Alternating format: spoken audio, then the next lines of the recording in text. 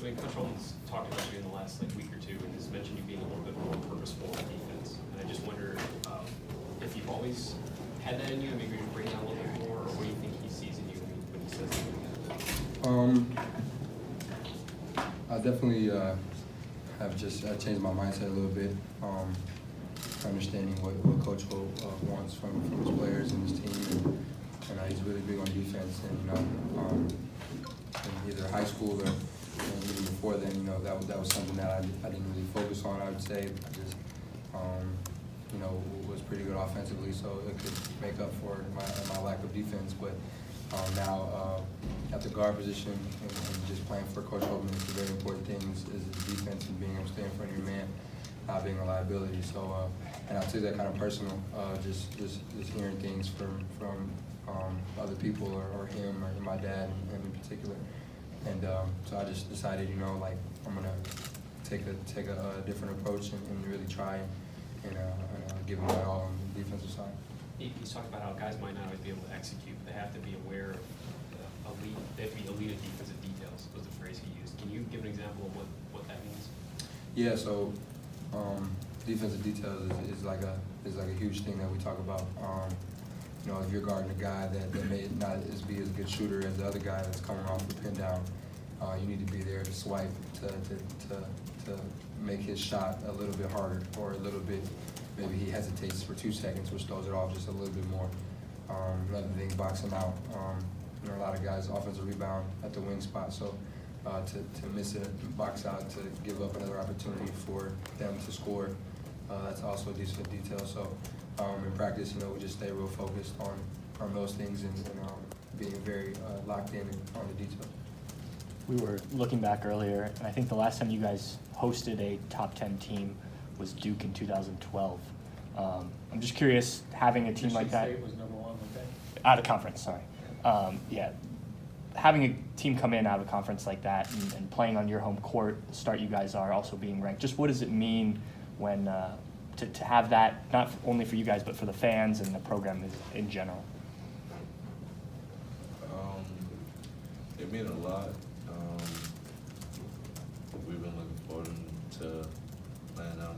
I feel like that our preparation and our work ethic, our team bond, and just basically try to be the best player we can possibly be at all times. And everyone pushing each other, our coaches standing on us, and that's just basically that's just motivation right there, and just to keep us on top of our game.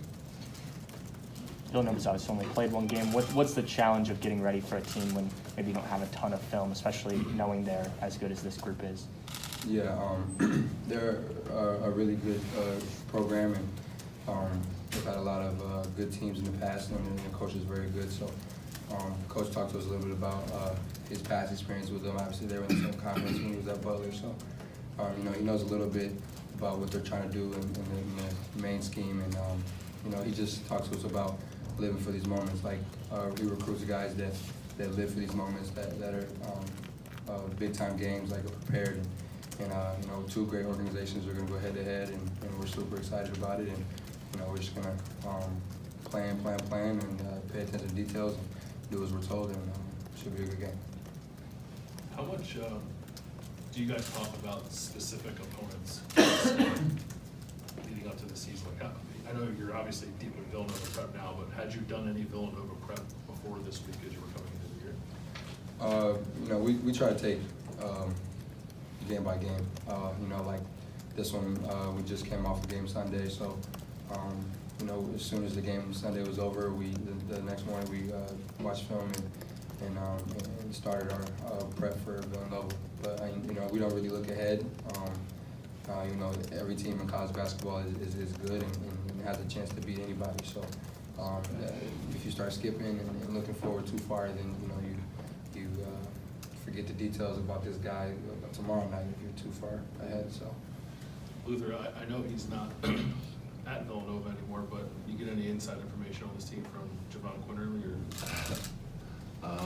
No, but I will most definitely do that. Luther, why is this specifically a game that for months you've looked forward to? I look forward to every game pretty much the same. It's not necessarily once, but when Duane went there, eventually we wanted to play each other. So that's why I kind of didn't like mine. And then the next year we kind of get insight that we might be playing them, and then on the schedule we say we're playing them, and it would have been fun playing against my little teammate brother. You disappointed? No, I'm not disappointed. Like, that's basically don't really have nothing to do with me. So, but that's outside the talk.